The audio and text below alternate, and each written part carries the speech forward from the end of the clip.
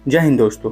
तो जैसा कि आप सब जानते हैं, अमेरिका ने अपने सबसे महंगे B-2 बॉम्बर से ईरान के 3 न्यूक्लियर साइट्स पे बॉम्ब बरसाए थे और इसके बाद फिर प्रेसिडेंट ट्रंप ने यह दावा किया था कि उन्होंने ईरान के न्यूक्लियर साइट्स को पूरी तरह से तबाह कर दिया है।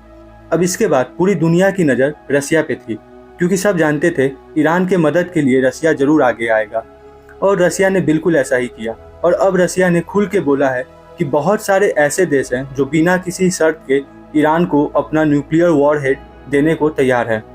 ये पोस्ट खुद रसिया के एक्स प्रेसिडेंट ने किया है और ये पुतिन के बहुत करीबी हैं। इसमें इन्होंने साफ लिखा है कि दुनिया के ऐसे बहुत सारे देश हैं जो ईरान को अपना न्यूक्लियर वॉरहेड देने को तैयार हैं। अब हम समझ सकते हैं इन देशों में चाइना, नॉर्थ कोरिया, बेलारूस और खुद रसिया होगा जो ईरान को अपना न्यूक्लियर वॉरहेड दे सकते हैं।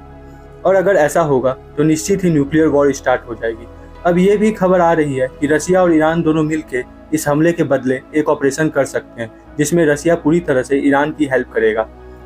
पुतिन कभी अपना बदला अधूरा नहीं छोड़ते और यूक्रेन के साथ वॉर में अमेरिका ने यूक्रेन की मदद करके रसिया को बहुत नुकसान पहुंचाया था। अब उसका बदला लेने का टाइम आ गया है और पुतिन इस मौके को छोड़ेंगे नहीं। और दोस्तों, अगर रसिया इस लड़ाई में एंट्री लेता है तो धीरे धीरे पूरी दुनिया 2 हिस्सों में बढ़ जाएगी और निश्चित ही ये वर्ल्ड वार 3 की शुरुआत होगी। अब इस हमले के बाद ईरान के पार्लियामेंट ने स्ट्रेट ऑफ हॉर्मुज को बंद करने का फैसला लिया है।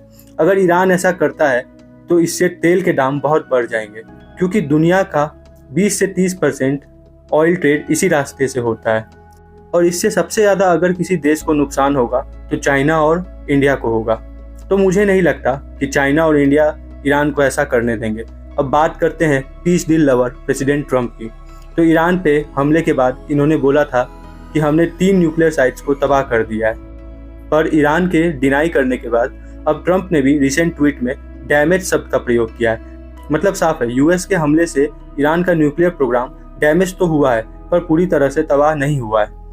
अब इस हमले के बाद ट्रंप ने पीस डील की बात कही थी, जो कि बिल्कुल ऐसा है कि कोई आपके घर में घुस के आपको 10 थप्पड़ मारे और फिर बोले आओ शांति से बैठ के बात करते हैं, लड़ाई झगड़े में क्या रखा है।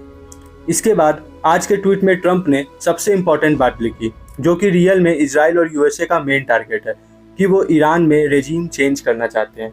वो अभी के एंटी यूएसए और एंटी इजराइल सरकार को हटा के अपने किसी पपेट को वहाँ बैठाना चाहते हैं, जैसे उन्होंने अभी हाल ही में बांग्लादेश में किया था। अब ईरान ने तो साफ कर दिया है कि वो अभी रुकने वाला नहीं है और अब वो अमेरिका को भी टारगेट करेगा। तो दोस्तों, आपको क्या लगता है, ये वर्ल्ड वार 3 की शुरुआत है या नहीं? ये नीचे कमेंट करके हमें ज़रूर बताएं और हमारे चैनल को सब्सक्राइब जरूर करें, जिससे हम बिना किसी मिर्च मसाला के आपके तक ओरिजिनल न्यूज़ पहुंचाते रहें। धन्यवाद।